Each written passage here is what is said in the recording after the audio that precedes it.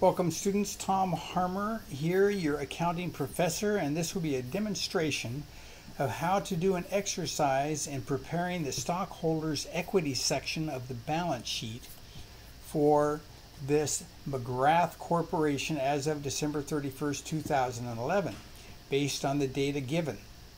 Okay, so they gave us some basic information, and from this we need to calculate and determine how to populate this statement of stockholders equity in the balance sheet. So let's start off. The first thing I will do, since this is in a screenshot and not Excel numbers here, I'm going to transfer these numbers over here and enter them in the Excel spreadsheet so that I can do math functions on those. So there we go. I've entered $1,599,400 here under the dollar value. So I've entered all the dollar values given in this screenshot here. Now I've got a stated value or par value field here, which we've got here, common stock $11 stated value, and down here for preferred stock we've got $104 par value. Okay, 104. So now I can proceed and calculate the number of shares outstanding. That's going to be equal to the 1,499,400 divided by the $11 per share, or 145,400 shares of stock. So let's go ahead and just start completing one section at a time down here. So I've got common stock, no par value, but stated value of $11 a share. So I've got $11 right there. Authorized and issued. Now they didn't tell us about authorized in the narrative. So we will assume that the authorized shares equals the issued shares. Okay, so we've got here 145,400 for authorized and issued. Okay, we got that in there. Now we need to determine the outstanding shares. Okay, so we take a look here. We know that the outstanding shares is the issued shares minus the Treasury Stock shares. And we're told right here that the Treasury Stock for common stock was 7,580 shares. So I can put 7,580 and come over with my formula, 145,400 minus 780. So that leaves me outstanding at 37,820.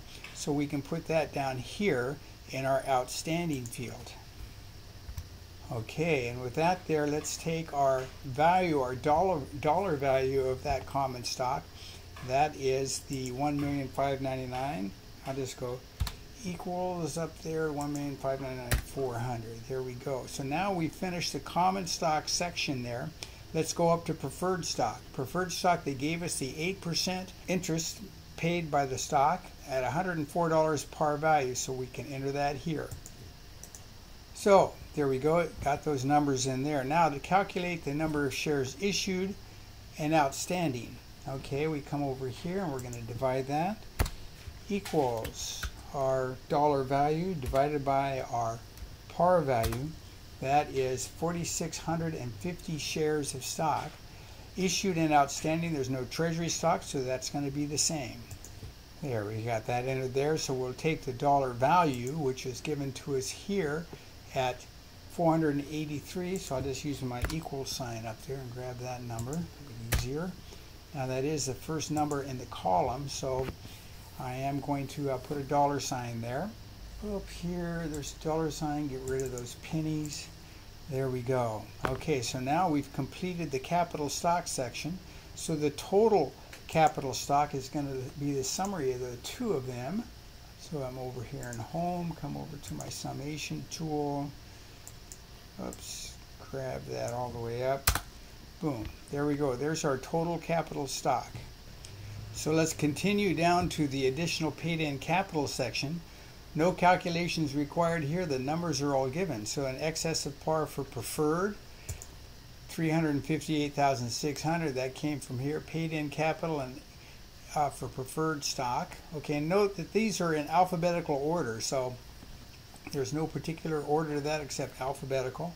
Our next one here is an excess of stated value common.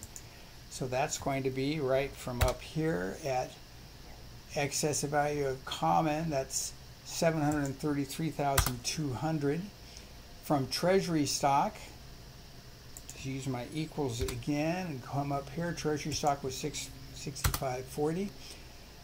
And so now we got a total paid in capital. Go up here, grab my auto sum, and then I'm going to grab this block of numbers there for my auto sum. There's total additional paid in capital. Now our total paid in capital, okay, this is before earnings. This is paid in by stockholders investing in the company. Come up here again, grab my auto sum, and that's going to go this guy all the way down to there.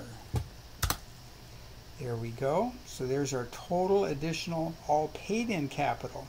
Next is retained earnings, which we have here as retained earnings. That's going to be right there. Equals, we'll grab that retained earnings at $765,600. Total paid in capital and retained earnings. I'll go ahead and use my auto sum there. It's an easy tool for adding things up. Boom, boom. There we go. Now we're going to deduct Treasury Stock. So Treasury Stock came in at $83,380. So that's going to be, so there's our Treasury Stock outstanding. Now you notice it's not a negative number. We're going to subtract that. And I notice I have dollar signs here. Let's go back and get rid of those dollar signs. And I'm just going to do that by highlighting the whole section. I'll just highlight the whole section before that last number. Come up here and just click on the comma and then get rid of the decimals. There we go. I got rid of all of those dollar signs. Good show. Okay, so now we're going to calculate our ending balance. It's going to equal our total paid in capital and retained earnings minus the outstanding Treasury Stock, and that leaves us with $3,863,560. And let's get our dollar sign on that, get rid of the pennies. Okay, and there is our completed stockholders' equity section of the balance sheet based on the data given.